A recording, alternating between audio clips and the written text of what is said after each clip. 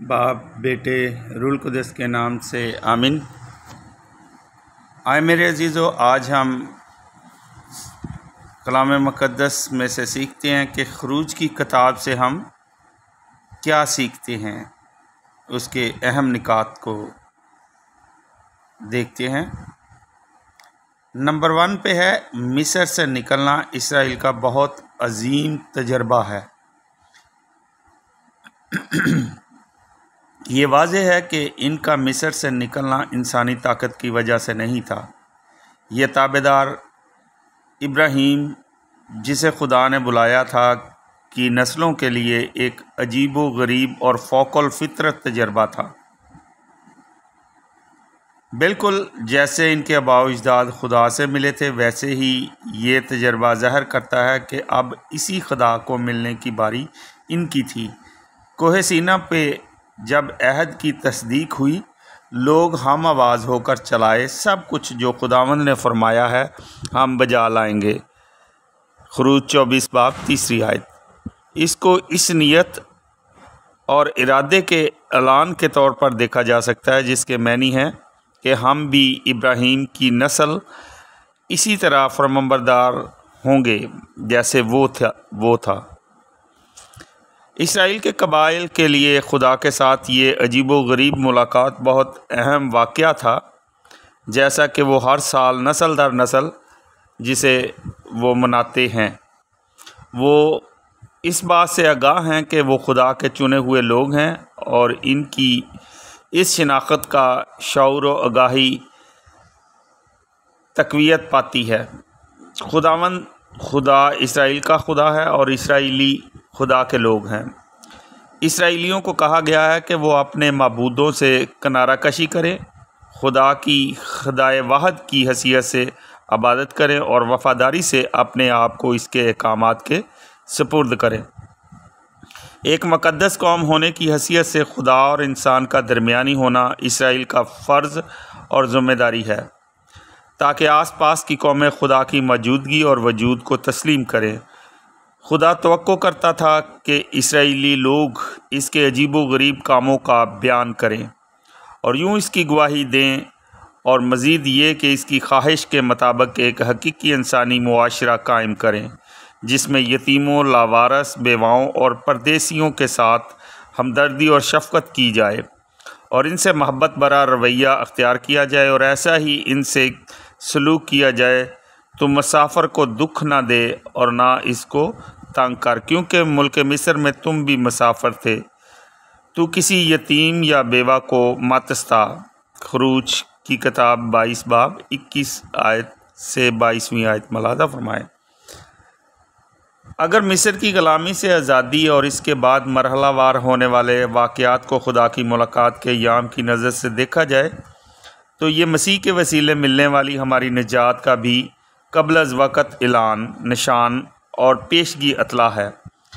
بالفاظ دیگر کہہ سکتے ہیں کہ عہد نامہ عتیق کی تمام کتابوں میں سے خروج کی کتاب کو نجات کی خوشخبری یا انجیل کہا جا سکتا ہے، کیونکہ خدا نے ہر چیز کی منصوبہ بندی کی، اسرائیل نے صرف فرمانبرداری اور تابعداری کی۔ نمبر 2 پہ ہم دیکھتے ہیں اہم نکتہ، خدا کا اپنے لوگوں کے ساتھ اسرائیل کا تجربہ۔ الف، یہوہ خدا ہے جو اپنے لوگوں کے ساتھ ہے۔ میں وہ ہوں جو ہوں اور جو تھا اور جو ہمیشہ ہوں گا۔ خدا اس نام کے زیر سایہ اسرائیلیوں کو مصر سے باہر لایا اور یہ ظاہر کیا کہ وہ ہمیشہ ان کے ساتھ ہے۔ غیر معمولانہ طور پر بعد میں آنے والے وقتوں میں اسرائیلی خدا کو ادونائی کہہ کر بھی پکارتے تھے، جس کا مطلب ہے میرا آقا خداوند ہے۔ وہ ایسا خدا ہے جو غلاموں کو آزاد کرتا ہے۔ جب خدا نے اسرائیلیوں کو ان کی جائے غلامی سے آزاد کیا تو اس نے انہیں اس لیے آزاد کیا کہ وہ اس کی عبادت کریں۔ بعد میں بھی، جیسا کہ ان کی تاریخ بتاتی ہے، کہ خدا نے اپنی قوت والے ہاتھ سے ان کی حفاظت کی اور انہیں ایک آزاد ملک میں لایا۔ جیم، وہ ایسا خدا ہے جو مظلوموں کی چیخ و پکار سنتا ہے۔ خدا لوگوں کے لیے نور ہے اور وہ ان کی چٹان ہے، وہ ان سب کو بچائے گا جو اسے پکارتے ہیں۔ جوزدال، وہ ایسا خدا ہے جو انسان کے ساتھ عہد باندھتا ہے۔ خدا نے ان لوگوں کے ساتھ جنہیں اس نے بچایا تھا ایک نیا عہد باندھا، انہیں مناسب طور پر زندگی گزارنے کی راہ بتائی اور اپنے خاص لوگوں کی حیثیت سے انہیں خوش آمدید کہا اور انہیں اپنا قیمتی خزانہ بنایا۔ وہ ایسا خدا ہے جو اپنے مخصوص شدہ لوگوں کے لیے لڑتا اور ان کی حفاظت کرتا ہے۔ خدا ان کے آگے کھڑا ہوتا ہے اور دہشت ناک دشمنوں سے لڑتا ہے۔ موجزانہ طور پر اسرائیلیوں کو ہمیشہ ایسی راہ اور رہنمائی مل جاتی ہے جس کے تحت وہ اپنی پیش قدمی جاری رکھتے ہیں۔ وہ رحیم اور معاف کرنے والا خدا ہے۔ گو کہ منع کیا گیا تھا کہ سجدہ کرنے کے لیے معبودوں کے بت نہ بنانا۔ اسرائیلیوں نے سونے کا ایک بچڑا بنایا، لیکن موسیٰ نے ان کے لیے خدا سے سفارش کی اور انہیں معافی ملی تھی۔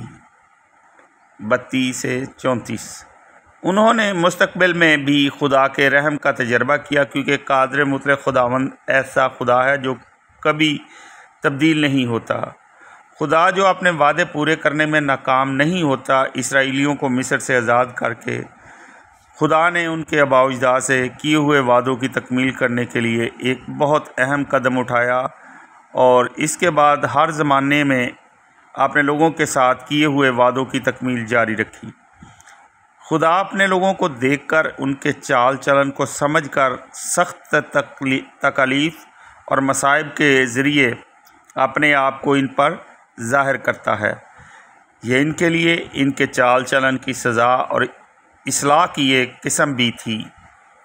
صندوق شہادت اپنے لوگوں کے ساتھ خدا کی موجودگی کا نشان تھا۔ صندوق شہادت خدا کی جائے سکونت ہے، لوگوں کے ساتھ ملنے اور گفتگو کرنے کی مخصوص جگہ ہے۔ صندوق شہادت کے اندر عہد کا صندوق ہے جو خدا اور اس کے لوگوں کے درمیان معاہدے کی ایک گواہی ہے۔ اسرائیلی موعودہ لوگ سبت کے دن کو پاک مانتے ہیں۔ نمبر 3 پہ ہم جو نقطہ دیکھتے ہیں وہ ہے عید فصح مصر سے نکلنے کی یادگار ہے۔ اس کتاب کا مرکزی نقطہ یہ ہے کہ عید کو مناتے وقت اسرائیلی اس حقیقت کو یاد کرتے تھے کہ مصر سے رہائی پا کر وہ سچے خدا کی خدمت کرنے والے لوگ بن گئے، کیونکہ کلام مقدس میں مرقوم ہے، جب تمہارا بیٹا تم سے کہے کہ اس عبادت سے تمہاری کیا مراد ہے تو تم کہو کہ یہ قربانی خداوند کی فصح ہے جو مصر میں بنی اسرائیل کے گھروں سے گزر گیا جس وقت اس نے مصریوں کو مارا اور ہمارے گھروں کو بچایا۔ تب لوگوں نے زمین پر گر کر سجدہ کیا۔ ملاحظہ فرمائیں خروج 12:26 ہے۔ اس دن اپنے بیٹے کو بتانا اور کہنا کہ یہ اس کام کی یادگار ہے جو خداوند نے میرے لیے اس وقت کیا جب میں ملک مصر سے نکلا۔ 13:8 آیت۔ اپنے ملک مصر سے نکلنے کے عجیب و غریب اور عظیم واقعہ کو بار بار یاد کر کے اسرائیل کے قبائل خدا کے منصوبے کے معنوں کو سمجھنے میں وسعت اور گہرائی حاصل کریں گے اور اسے دوسروں کو سمجھانے کے قابل بن گئے۔ موسیٰ کا زمانہ نمبر 1 پہ دیکھتے ہیں۔ اس کے زمانے میں موسم بہار کے قریب بھیڑوں کو چرانا حسب معمول تھا۔ چراگاہ میں جانے سے پہلے لوگ دونوں یعنی بھیڑوں اور چرواہا کے تحفظ کے لیے دعا کیا کرتے تھے۔ وہ ایک بھیڑ کو لے کر ذبح کرتے اور اسے اپنے معبودوں کی نظر کرتے تھے۔ خیمے کے بانسوں اور گھر کے دروازوں کی چوکھٹوں پر اس کا خون چھڑکنے کے بعد وہ گوشت کھاتے اور روانہ ہوتے تھے۔ نمبر 2 موسیٰ کے بعد جب موسیٰ اسرائیلیوں کو مصر سے باہر لایا تو بالکل یہی موسم تھا۔ مصر کی غلامی سے آزادی کی یہ تقریب بھی جشن اسرائیلیوں کے لیے شکر گزاری کی ایک عید بھی تھی، نہ صرف ان کے آباء و اجداد کی رہائی کے لیے بلکہ ان کی اپنی رہائی کے لیے بھی۔ یہ اسرائیل تھا جو رہا ہوا تھا اور اسی ایمان اور عقیدے میں محفوظ تھا۔ وہ نسل در نسل اس جشن کو مناتے رہے اور اسی طرح ہمیشہ تک مناتے رہیں گے۔ کنعان میں جانے کے بعد انہوں نے فصل کے پہلے پھل کی عید منانے کا اضافہ کیا۔ انہیں اس سے کوئی سروکار نہیں تھا کہ وہ کون سی عید مناتے ہیں، یہ خاندانی سطح پر منائی جاتی تھی، اور اس کو منانے کا بنیادی تصور یہ تھا کہ اگر پرانی شے کو چھانٹا جائے اور اس کا انداز بدلا جائے تو وہ نئی ہوتی ہے اور اسے ہم ازسر نو شروع کر سکتے ہیں۔ ہوشیہ نبی کے زمانے میں مذہبی اصلاحات کے دوران بے خمیری روٹی کی 7 دنوں کی عید یروشلم میں ہیکل کے اندر فصح کے برے کے ذبح کرنے سے شان انداز میں شروع ہوئی، لیکن ہیکل کی تباہی کے بعد ایک بار پھر یہ عید خاندانی سطح پر منائی جاتی تھی۔ یسوع کی اذیت، موت اور جی اٹھنا، یہ سارے واقعات فصح کے موقع پر ہی وقوع پذیر ہوئے تھے۔ نمبر 4 پہ ہم دیکھتے ہیں نجات جس کا اعلان خروج کی کتاب کرتی ہے۔ مصر کی غلامانہ مشقت سے رہائی پانے کے بعد اسرائیلی ایک آزاد ملک میں جانے کے لیے رہا ہوئے تھے۔ اس کا مطلب یہ ہے کہ مسیح کی موت اور اس کے جی اٹھنے کے وسیلے بنی نوع انسان اپنی گناہ آلودہ حالت سے پاک ہو گیا ہے، اسے تحفظ ملا ہے، تاریکی سے روشنی میں آیا ہے اور اس نے ابدی زندگی میں قدم رکھا ہے۔ یسوع کے ساتھ غالب آ کر اس نے ایک ایسی دنیا میں جانے کا سفر شروع کیا جہاں موت نہیں، وہ خدا کے ساتھ رہنے اور اس کے اپنے لوگوں کی طرح اس کی خدمت کرنے کے لیے رہا ہوا ہے۔ غلامی میں غرق اسرائیل کا تشخص گناہ کی غلام انسانیت کی عکاسی کرتا ہے۔ بحر کلزم کو عبور کرنا بپتسمہ کا پیش خیمہ اور پیش نشان ہے جو ہمیں کلیسیا کے رکن بناتا ہے۔ خدا کے لوگ، کلیسیائیں جو موجودہ دور میں خدا کی خدمت کرتی ہیں ویسے ہی اس کی ستائش کرتی ہیں جیسے اسرائیلیوں نے کی تھی، کیونکہ وہ مخصوص ہوئے تھے کہ اپنے ہم جنسوں کے درمیان جائیں اور اس کی عظمت کی گواہی دیں۔ موسیٰ اپنے لوگوں کا روحانی رہنما تھا، مسیح ہمارا روحانی رہنما ہے کیونکہ ہم اس کے لوگ ہیں۔ کوہ سینا پر موسیٰ کے ساتھ کیا ہوا عہد یسوع مسیح کے نئے عہد کا پیش خیمہ ہے۔ برہ جو خروج کے وقت ذبح کیا گیا تھا مسیح کا عکس اور نشان پیش کرتا ہے، جس نے اپنی زندگی دیتے ہوئے ایک برے کی مانند اپنا خون بہایا۔ جس نے بیابان میں خدا کے لوگوں کی نشو و نما کی، مسیح کے پاک بدن کی علامت اور پیش نشان ہے۔ نمبر 5 پاک یوخرسٹ شکر گزاری کی عید۔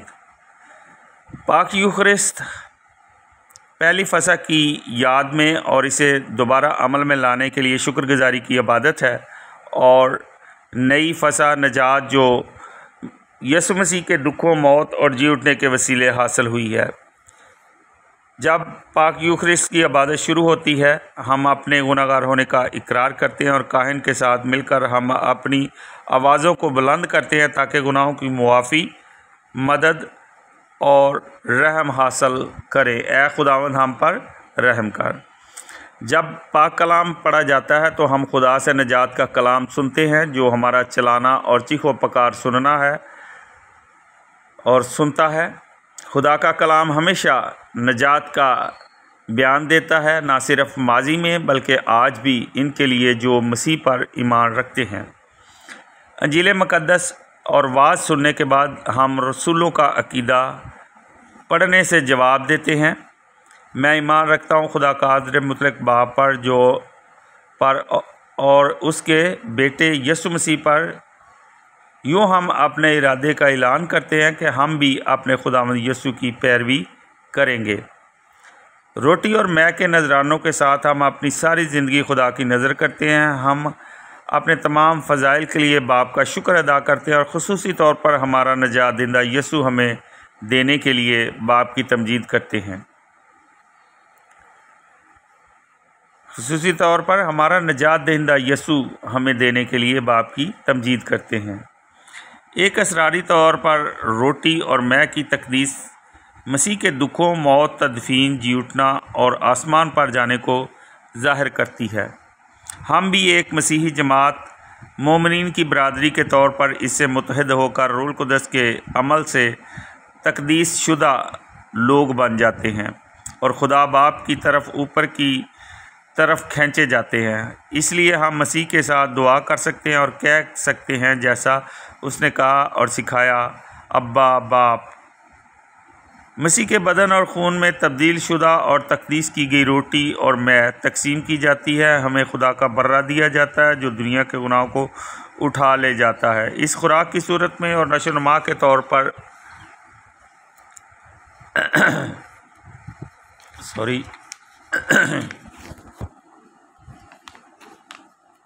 مسیحی جماعت مسیح کے لوگوں کی حیثیت سے ہمارا اتحاد اور تقویت پاتا ہے اور ہم خدا کے خادم بنتے ہیں۔ اے خداوند، ہم کس کے پاس جائیں؟ زندگی کی باتیں تو تیرے ہی پاس ہیں۔ اقدس یوکرستی عبادت کے اختتام پر ہمیں برکت ملتی ہے اور خداوند کے نام میں ہمیں دنیا میں بھیجا جاتا ہے تاکہ ہم خداوند سے محبت اور اس کی خدمت کرنے کے لیے سلامتی سے جائیں۔ لہٰذا اس ایمان و عقیدے کے ساتھ مسیح کی نجات بخش قوت ہماری دنیا میں ظاہر ہوتی ہے، ہمیں ہر ایک کو اپنی شخصی زندگی کے ماحول اور حالات میں واپس بھیجا جاتا ہے جہاں پہ ہم حتی المقدور کوشش کرتے ہیں کہ اس قسم کے معاشرے اور سوسائٹی کا قیام عمل میں لائیں جو خدا چاہتا ہے۔ خدا کی تمجید کرتے ہوئے ہم اس کے لوگ آخری وعدے کی بادشاہی کی طرف اپنا سفر جاری رکھتے ہیں جب تک کہ خداوند دوبارہ نہ آئے۔ ہم ایمان کے اس بیت کو دہرانا جاری رکھیں گے، اے خداوند آ، تیری بادشاہی آئے۔ نمبر 6 پہ ہم دیکھتے ہیں جس خدا سے وہ ملے اس کے ساتھ اسرائیل کا رویہ۔ شروع سے ہی موسیٰ نے فرعون سے کہا، ہم مصر کے غلام نہیں ہیں، ہمیں 3 دن کا سفر کرنے کے لیے جانے دو تاکہ ہم اپنے خدا کی عبادت کریں۔ جب اسرائیل نے دیکھا کہ خدا نے انہیں آزاد کروانے کے لیے تعجب انگیز کام کیے ہیں تو وہ اس پر اور موسیٰ پر ایمان لائے، لیکن بہت جلد انہوں نے اس کے خلاف بغاوت شروع کر دی۔ انہوں نے یہ کہتے ہوئے اس پر شک کیا کہ ہم کیسے مان سکتے ہیں کہ خدا اور حقیقت ہمارے ساتھ ہے۔ بعض نے کہا کہ آؤ ہم مصر میں واپس جائیں تاکہ وہ دوبارہ کبھی بھی غلام نہ بنے۔ خدا نے انہیں اپنے 10 احکام دیے۔ بہت سے متفرق تجربات کے ذریعے انہوں نے جانا کہ خدا غصے میں کس قدر دھیما ہے اور اس کا رحم کتنا وسیع اور گہرا ہے۔ نمبر 7 پہ دیکھتے ہیں خروج، عدد اور یوشع کی کتابیں ایک سلسلہ ہیں۔ دہرائی کے طور پر ان 2 سوالات پر غور و خوض بھی کریں گے۔ ان تینوں کتب میں جو موضوع پایا جاتا ہے وہ یہ ہے کہ خدا کی رہنمائی میں اسرائیل کے لوگ جنہوں نے خدا کی عبادت کی موعودہ سرزمین میں داخل ہوئے۔ موسیٰ کی شخصیت کس لحاظ سے مسیح کا پیش نشان ہے؟ مصر میں غلامی اور محکومی تھی، کیا ہماری جدید زندگی میں بھی اس سے مشابہ کوئی غلامی ہے؟